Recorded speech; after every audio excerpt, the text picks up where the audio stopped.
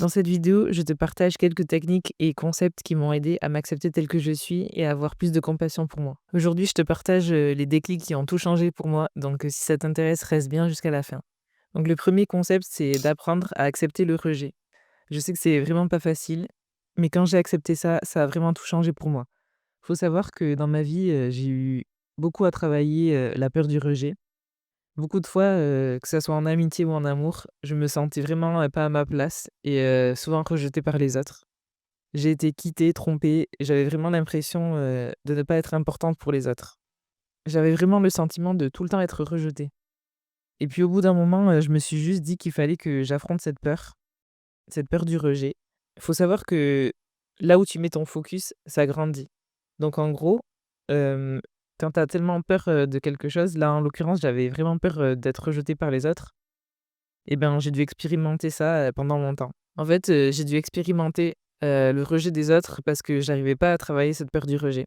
Et puis au bout d'un moment, je me suis dit: «Non, là, il faut que j'accepte cette peur, que je la regarde dans les yeux, en face et que je me focalise sur autre chose». Faut savoir que quand tu as la peur du rejet, c'est que tu as du mal à t'accepter.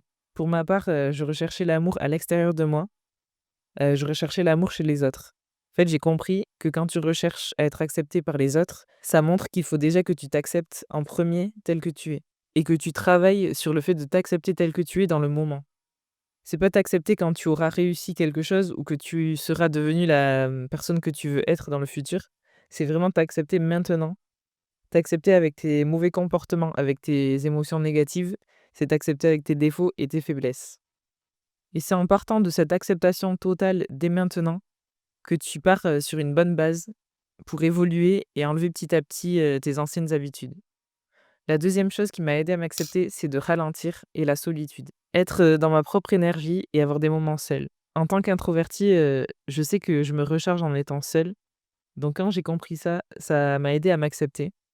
Si tu es introverti, sache que, d'être seul ou avoir des moments seuls, c'est totalement normal. Je pensais que c'était bizarre d'aimer être seule. Mais au final, non, maintenant, j'accepte totalement ça chez moi. Maintenant, je sais que c'est une force parce que le fait de pouvoir ralentir et de se sentir bien avec sa propre énergie, ça fait que j'ai plus de facilité à développer mon intuition et à prendre de meilleures décisions. Ce qui m'a aidé aussi à m'accepter plus tel que je suis, ça a été de fixer des limites avec les autres. Faut savoir que tu protèges ton énergie quand tu poses des limites et que tu sais dire non. Il vaut mieux dire non que dire oui alors que tu n'as pas envie. Poser ses limites avec les autres, c'est pas être égoïste, c'est honorer qui tu es. En fait, quand tu dis oui à tout le monde et que c'est pas bénéfique pour toi, c'est encore la peur du rejet. Donc, faut vraiment que tu t'écoutes. Quand tu n'as pas envie de faire quelque chose, dis non. Là, je suis en train de faire du breathwork. Ça m'aide beaucoup pour, sortir du mental. Ce qui m'aide à m'accepter tel que je suis, c'est d'avoir des pratiques somatiques. Des pratiques somatiques, c'est, des pratiques où, tu apprends à te sentir en sécurité dans ton corps. Là, je fais une respiration en 3 temps. Donc, je fais 2 inspirations et je bloque ma respiration pendant environ, 30 secondes. J'expire et je retiens encore ma respiration pendant 30 secondes. Ça m'aide beaucoup d'avoir des pratiques, qui me sortent du mental et qui m'aident à ralentir. Avec de la pratique et de la régularité, tu vas voir que tu vas observer de grands changements dans ta vie. S'accepter tel qu'on est, c'est un concept très profond et ça englobe beaucoup de choses. Pour ma part, ce qui m'aide le plus, c'est de me dire que je dois accepter mes émotions négatives et c'est pour ça qu'on a souvent du mal à s'accepter. Parce qu'on n'a pas envie, de ressentir des émotions négatives, on n'a pas envie, d'affronter, certaines peurs. Faut savoir que c'est vraiment en t'acceptant dans ta totalité que tu pourras ressentir, un bien-être et t'accepter vraiment tel que tu es et pouvoir, avancer avec plus de confiance dans ta vie. Pour aider à m'accepter tel que je suis, c'est d'avoir pris conscience de mon dialogue interne. On a tous à l'intérieur de nous une voix qui est assez dure, une voix qui nous critique en permanence, une voix, qui, nous rabaisse et en fait, cette, critique interne, j'ai compris en fait qu'elle avait un gros impact sur, comment je me sens et d'avoir appris en fait à gérer cette part, de moi, ça m'a beaucoup aidé vraiment, à m'accepter tel que je suis. En fait, il faut savoir que tes pensées et tes émotions, elles sont reliées. En fait, c'est comme si elles étaient attachées ensemble et une pensée peut déclencher une émotion. Donc souvent quand on se sent pas bien avec soi-même, on a certaines pensées en boucle, un dialogue interne qui est très dur et on s'en rend pas compte parce qu'on a toujours fonctionné comme ça et en fait, il faut se poser et une fois qu'on arrive à comprendre, en fait, que des émotions peuvent déclencher, des pensées et des pensées peuvent déclencher des émotions, c'est là que tu commences à mieux gérer, en fait, comment tu te sens et comment, tu te parles. Donc en fait, j'ai commencé à prendre conscience, en fait, quand je me sens mal, à quoi je pense. En fait, de relier, en fait, les pensées et les émotions. En fait, si tu peux tenir un journal et te demander, quand je me sens mal, à quoi je pense? Ou alors quand je me sens mal, qu'est-ce que je fais?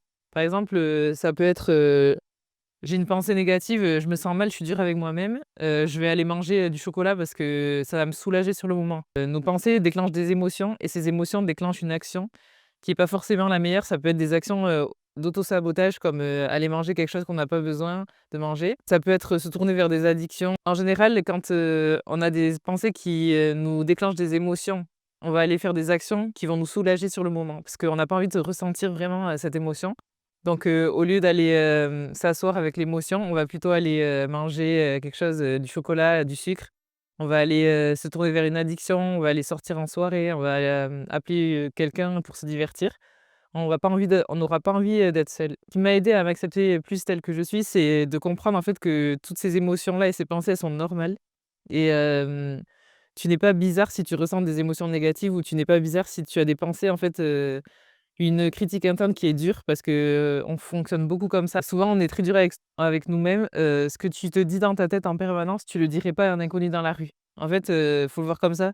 C'est que plus tu vas prendre conscience de tes pensées, plus tu vas voir que franchement, tu es dur avec toi-même et moi, je m'en rendais pas compte, mais quand j'ai commencé à vraiment, prendre conscience de comment je me parlais à l'intérieur de moi, je me disais: «Mais j'oserais même pas dire ça à mon pire ennemi». Le fait d'être, consciente de ça, de tes pensées, de ta critique interne, ça va te permettre de te détacher de la pensée et petit à petit de te détacher de l'émotion ou alors apprendre à mieux gérer l'émotion. Ce qui m'a aidé aussi à m'accepter telle que je suis, c'est, de comprendre en fait que cette voix interne, cette critique, de soi, c'est une part de nous qui veut nous garder en sécurité. C'est comme faut le voir un peu comme un garde du corps. Cette partie, elle veut pas en fait que tu te trompes, elle veut pas que tu fasses des erreurs, elle veut pas que tu te mettes en danger. Le danger, que ça soit un danger réel ou un danger que tu perçois, ton cerveau, cette voix dans ta tête va pas faire la différence. Tu vas recevoir un mail, de ton travail, tu vas avoir un pic, de stress et cette voix va commencer à te parler, à te dire, voilà: «Tu veux même pas gérer ça, tu es incompétente», elle va te balancer des pensées, en fait, qui vont te faire te sentir mal avec toi-même, parce qu'elle aura perçu, par exemple, ce mail-là comme comme un danger. Ça te permet d'avoir plus de compassion envers toi-même, de comprendre que cette partie de toi, en fait, elle veut juste te protéger, te garder en sécurité. Du coup, ce que je me dis quand ça m'arrive, quand cette voix-là, elle me parle, je me dis: «En fait, là, je suis en train d'être inquiète. Je suis juste en train, d'avoir peur, mais j'ai pas besoin d'avoir peur de cette voix». En fait, la situation fait que je suis en train de stresser, pour, quelque chose que je perçois comme un danger et du coup, cette voix-là, elle essaie de me tenir, en sécurité en étant un peu dure avec moi-même et en fait, le fait de se détacher de ça, de voir, cette partie de toi comme, quelqu'un qui veut te garder en sécurité, mais qui n'est pas forcément quelqu'un qui dit la vérité. En fait, il faut que tu te détaches de ça, de cette voix et que tu te dises que, OK, tu la reconnais, tu lui donnes de l'attention, tu l'écoutes, ça, cette voix, tu lui dis: «OK, je comprends que là, tu es en train de penser que je suis incompétente, que j'ai pas les compétences pour répondre à ce mail, que je suis en retard, que plein de choses, en fait, qui se passent dans ta tête. En fait, tu te poses et il faut que tu comprennes que dans ces moments-là, en fait, tu as besoin de te donner du réconfort et d'avoir de la compassion pour cette voix et le fait de dialoguer avec cette voix petit à petit, en fait, tu vas te rendre compte que c'est pas si dur, de se détacher de cette voix et de ses émotions, que tu n'as pas besoin de croire à ce que cette voix te dit. Quand tu n'es pas consciente de ça, de ton dialogue interne, tu vas t'identifier à tes pensées.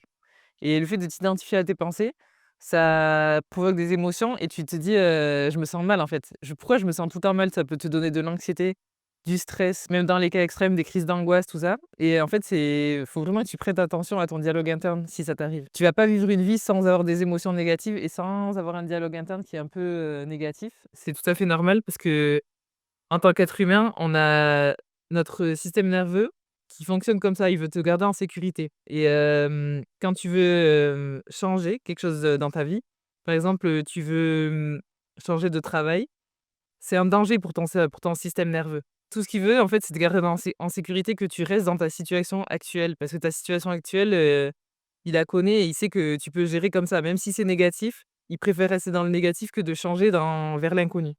Donc, quand tu veux changer vers l'inconnu, ce qu'il y a à faire, c'est te dire qu'il faut que tu apprennes à réguler ton système nerveux et ne pas écouter justement cette voix, cette, critique interne qui veut te garder en sécurité et là où tu es. Ce qu'il faut que tu comprennes, c'est qu'un système, nerveux dérégulé va toujours, être en mode survie et du coup, c'est cet inconfort que tu ressens. Parce que ton système nerveux, il est pas régulé. Donc faut pas que tu aies peur de cette voix, de cette critique interne. Faut que tu vois ça comme, quelqu'un comme, un ami inquiet, en fait. C'est comme si tu avais un ami qui était toujours à côté de toi et qui était tout le temps inquiet de tout et en fait, des fois, il est méchant avec toi parce qu'il veut te protéger, il a pas envie que tu te trompes, il a pas envie que les autres te fassent du mal. En fait, il veut te garder en sécurité mais, il le dit pas de la bonne manière. Il le dit toujours, d'une manière, négative et d'une manière méchante.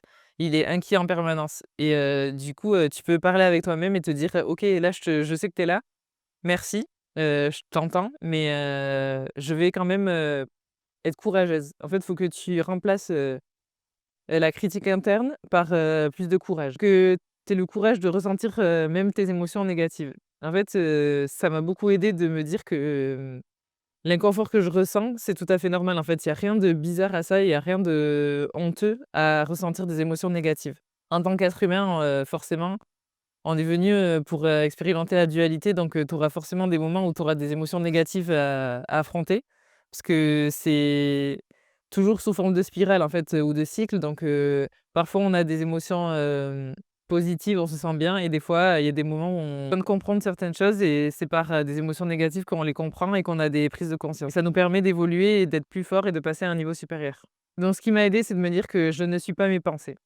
Cette phrase, en fait, je me la répétais, quand j'avais des pensées négatives ou des pensées, dures avec moi-même. Je me disais, «OK, mais j'observe mes pensées, mais je suis pas mes pensées». Donc ce qui m'a aidé, c'est de me détacher de mes pensées, d'observer, quels sont les déclencheurs émotionnels que ça me procure, de vraiment prendre conscience de quelles émotions je ressens quand je me sens pas bien à l'intérieur de moi et à quoi je pense et qu'est-ce que ça me fait faire. Dire que je suis plus que mes pensées, je suis beaucoup plus, que mes pensées et mes émotions. Dialogue que tu as avec toi-même, ton dialogue interne, ta voix qui te critique en permanence, veut juste te protéger. Et pour finir, ce qui m'aide, c'est de me dire que je dois pas avoir honte de mes émotions négatives ou de mes pensées négatives. C'est tout à fait normal, ça fait partie de l'expérience humaine.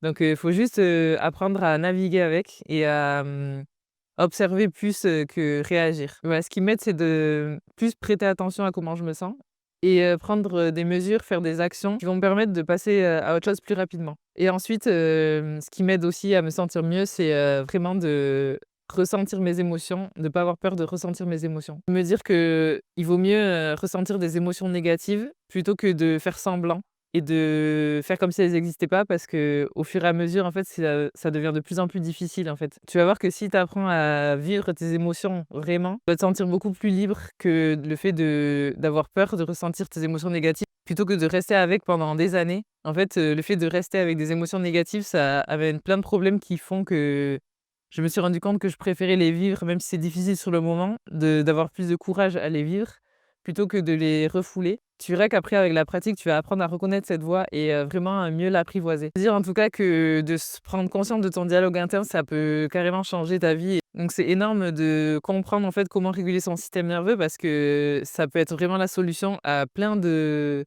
tes problèmes dans la vie. Ça peut se manifester sous plein de formes. Du coup, le fait de comprendre en fait comment tu fonctionnes, ça va vraiment t'aider à te sentir mieux dans ta peau.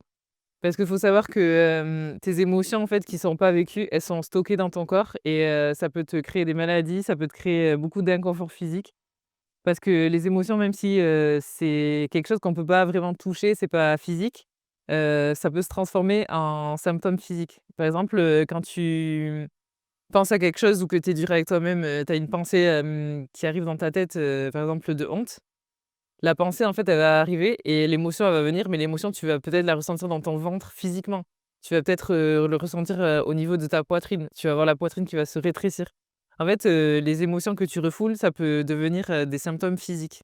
Voilà, c'est quelques conseils que je te donne si tu veux, apprendre à plus t'accepter tel que tu es. Ça change la vie, de s'accepter tel qu'on est, en fait et de ne pas culpabiliser pour avoir, des émotions ou des pensées négatives. Il faut que tu saches que c'est tout à fait normal, en fait, tout le monde, c'est pour tout le monde pareil. Et tu peux apprendre à gérer tout ça, à avoir, plus d'intelligence émotionnelle, tu peux apprendre à réguler ton système nerveux.